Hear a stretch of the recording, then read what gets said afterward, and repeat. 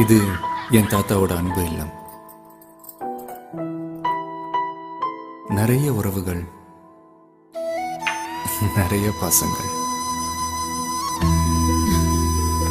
இது என் செல்ல பாட்டி.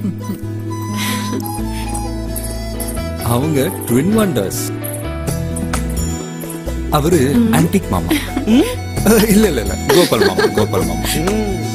மல்லிகாக்கா சமையல் ராணி. இது கோமல மாமா.